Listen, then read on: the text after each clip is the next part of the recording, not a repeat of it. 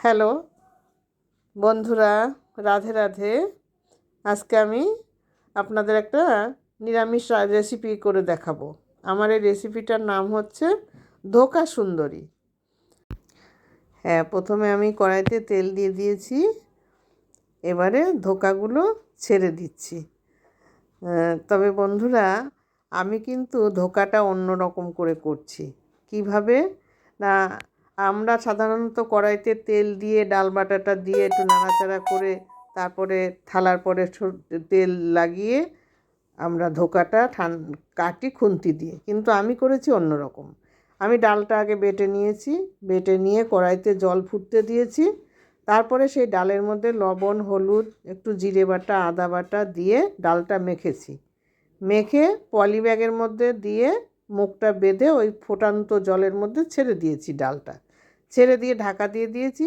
ঢাকা দিলে বেশ আধা ঘন্টা মতো সিদ্ধ হয়ে গেছে, শক্ত হয়ে গেছে। তখন আমি ওইটাকে প্লাস্টিকের থেকে বের করে নামিয়ে ফ্যানের তলায় দিয়ে দিয়েছি। ঠান্ডা হয়ে গেলে তখন আমি বড়াগুলোকে এই ধোকার মতো পিস পিস করে কেটে নিয়েছি, যার নাম ধোকা সুন্দরী। তাই ধোকা সুন্দরী দেখুন, দেখতে থাকুন। আমি এই বড়াগুলো ভাজছি, এখন দেখুন, তারপরে আবার বলছি। হ্যাঁ, বড়াগুলো আমার এই ভাজা হয়ে গেল। দেখতেই পাচ্ছেন কত সুন্দর ধোকাগুলো ভাজা হয়ে গেছে। দেখুন, ধোকাগুলো সব আমার ভাজা হয়ে গেছে। এবার আমি কড়াইতে আবার তেল দিয়ে দিলাম। এখন আমি এর মধ্যে দিয়ে দেব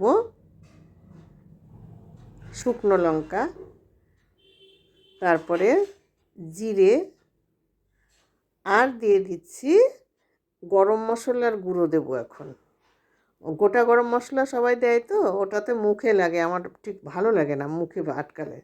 এই জন্য আমি গরম মশলার গুঁড়ো দিয়ে দিচ্ছি। দেখুন, এই যে। হ্যাঁ,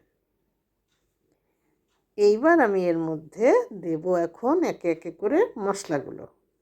এই দিলাম আদা বাটা, 1 চামচ আদা বাটা দিয়ে দিয়েছি। এবারে দেব জিরে বাটা। জিরে বাটাটাও আন্দাজ মতো ওই 1 চামচের মতোই দেব। এই দিয়ে দিলাম 1 চামচের মতো জিরে বাটা।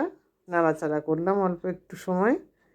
এবারে দেব আমি যে মশলাটা করে রেখেছি সেইটা।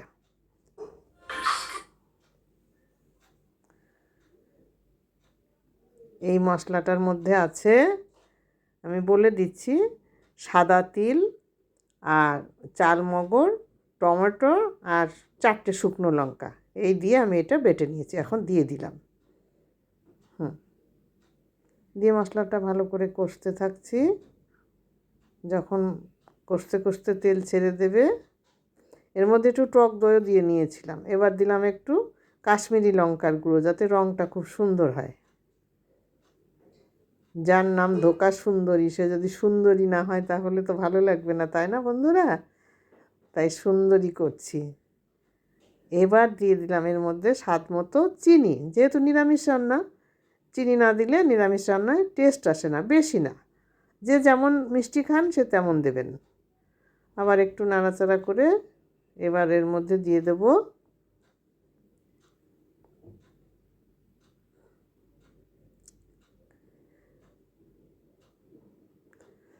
টক দইটা দিয়ে দিলাম। দিয়ে ভালো করে নাড়াচাড়া করছি। তা নাড়াচাড়া না করলে এই কেমন যেন ডিম ডিম ছানা ছানা ছানা ছানা কেটে যায়। এই জন্য এই সময়টায় খুব বেশি ঘন ঘন নাড়তে হবে, যাতে ওইটা ছানা ছানাটা না হয়। সুন্দর করে নাড়াচাড়া করে নিচ্ছি। এবার এর মধ্যে দিয়ে দেব লবণ স্বাদ মতো। যে যেমন লবণ খান সে তেমন দেবেন, তরকারির আন্দাজ বুঝে। আর দেব হলুদ, দেব এবার এই হলুদ দিয়ে দিলাম। দিয়ে আবার আর একটু কষাবো। আর লাগবে না, এতেই হয়ে যাবে। এবার এখন আর একটু কষাবো। কষালে তেল ছাড়া পর্যন্ত, যতক্ষণ মশলা দিয়ে তেল না ছাড়বে ততক্ষণ তো একটু অপেক্ষা করতেই হবে।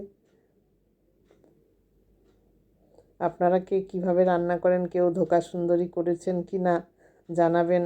আর যদি করে থাকেন আপনারা কিভাবে করেন সেটাও জানাবেন। এইবার আমার কষা হয়ে গেছে, বড়াগুলো ঢেলে দিয়েছি।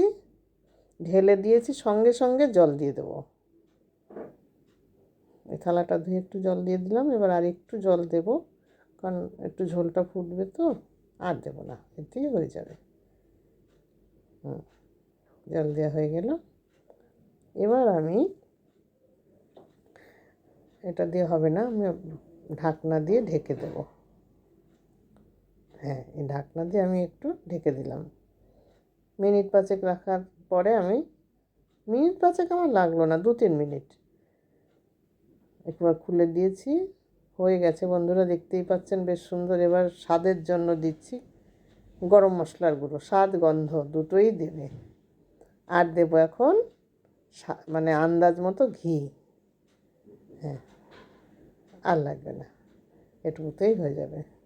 আর একটু নাড়াচাড়া করব,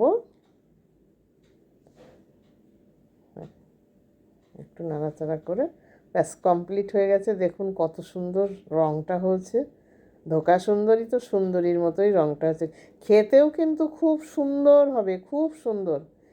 আপনাদের আমিষ খাওয়ার কথা মনেই পড়বে না এই রেসিপিটা খেলে। আর যদি কেউ হিং পছন্দ করেন তাহলে তেলে পরে একটু হিং দিয়ে দেবেন। এই দেখুন রঙটা কত সুন্দর, আমি ঢেলে দিয়েছি থালায়, কত সুন্দর লাগছে। আপনারা এইভাবে করে খেয়ে আমাকে জানাবেন কেমন হয় না হয়। আর রেসিপিটা ভালো লাগলে লাইক, শেয়ার, কমেন্টস করবেন, আর সাবস্ক্রাইব করতে যেন ভুলবেন না, তাহলে আমি এগিয়ে যেতে পারবো।